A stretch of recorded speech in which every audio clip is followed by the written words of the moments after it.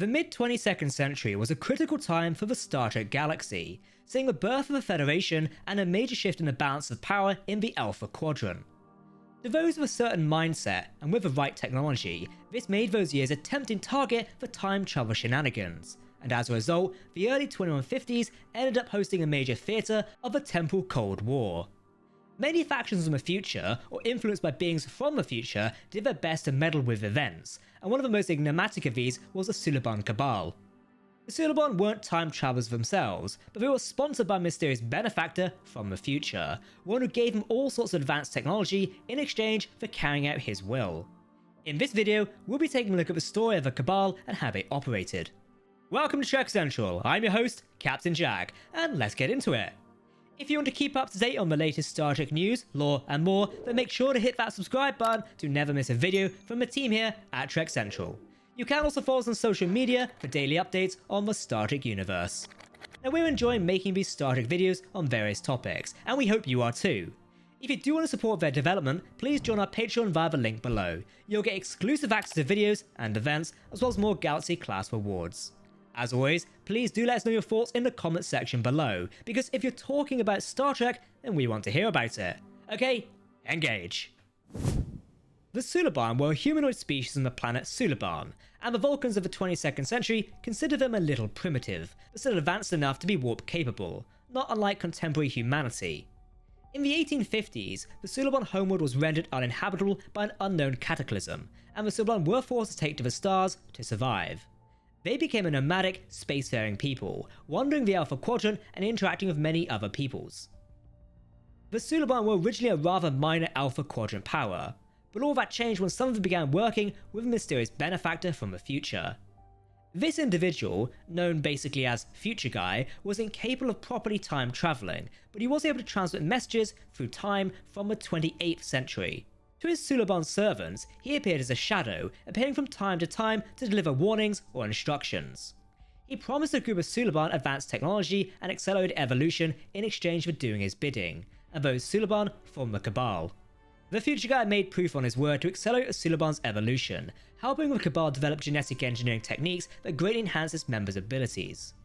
Cabal Suliban had enhanced vision and flexibility, shape-shifting abilities, and also the ability to cling to walls and ceilings. Oh, they also had the ability to breathe in a variety of different atmospheres, and some Cabal Suliban were even able to survive in the vacuum of space. The Cabal was also given 28th century cloaking devices, biometric clothes, and a variety of advanced starship tech, allowing them to build advanced cell ships, which could assemble into enormous space stations known as helixes, which would serve as the Cabal's main bases.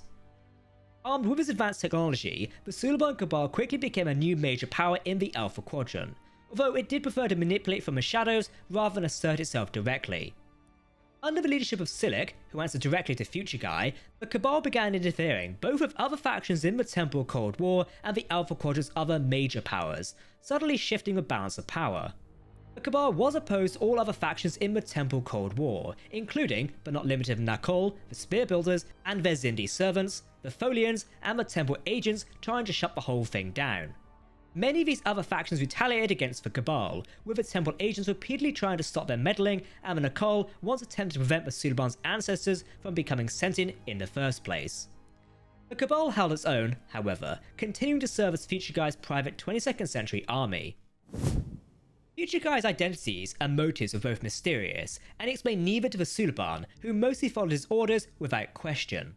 But the Cabal's main objective appeared to be the destabilization of various 22nd century powers, making subtle alterations to the Alpha Quadrant geopolitics in order to reshape the future in dramatic ways.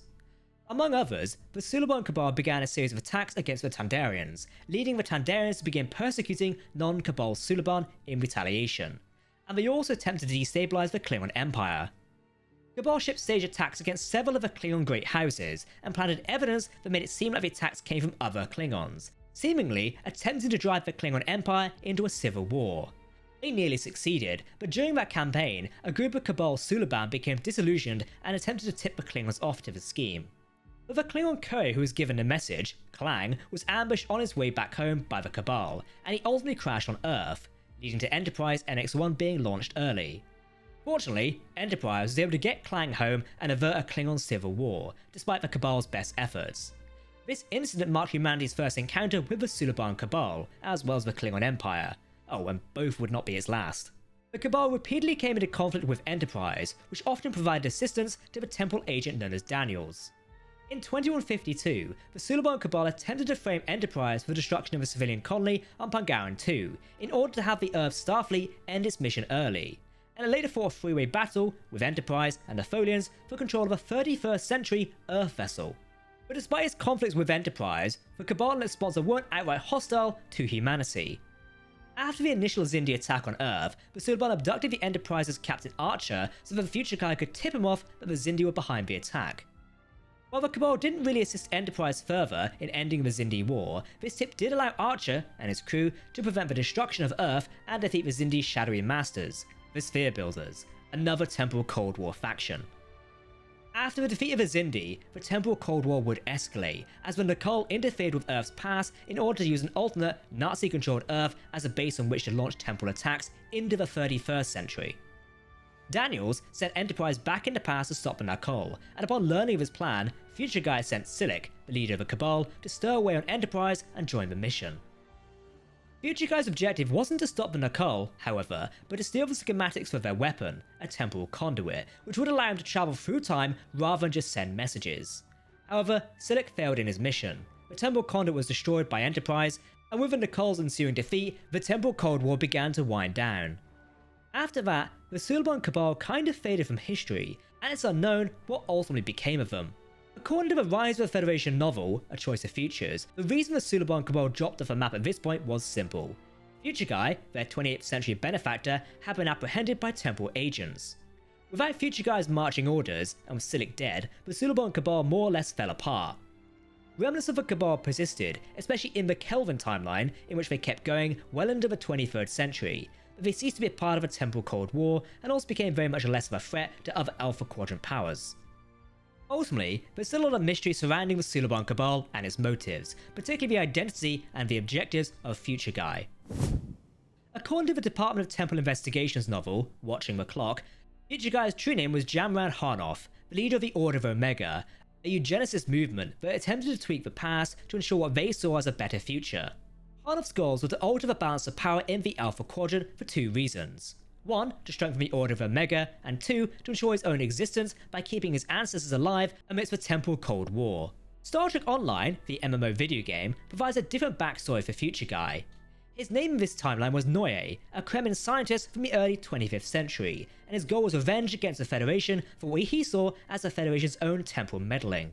In an effort to stop or delay the Iconian War, the Federation had altered the timeline in a way that removed Noye's wife's entire species from existence, and Noye sought to retaliate by altering the Federation's history. Now, perhaps the most interesting version of Future Guy's backstory, however, comes from the Star Trek Enterprise showrunner Brannon Braga, who at one point said that Future Guy was intended to be none other than a future version of Captain Jonathan Archer. According to Braga, Enterprise's 5th season would have revealed Future Guy to be a version of Archer that ended up in a dismal alternate future, a future that Archer's own past actions had brought about. Through the Suliban Cabal, Archer intended to correct the timeline to ensure a better future, and he had also set out to manipulate his past self into making better choices. Now, we've actually done a full Star Trek explained video on Enterprise's Future Guy here on the Trek Central YouTube channel. You can find my link below, and I highly suggest you give it a watch. So, that's a look at the Suliban Cabal, one of the main antagonist factions in Star Trek Enterprise. Like always, if you want to keep up to date on the latest Star Trek news, lore, and more, then make sure to hit that subscribe button to never miss a video from the team here at Trek Central. You can also follow us on social media or join our community Discord server. A big thank you to everyone who has supported us on Patreon. Your support allows us to continue making these Galaxy class videos. For now, I've been Captain Jack, thanks for watching, and we'll see you next time. Live long and prosper, my friends. Goodbye.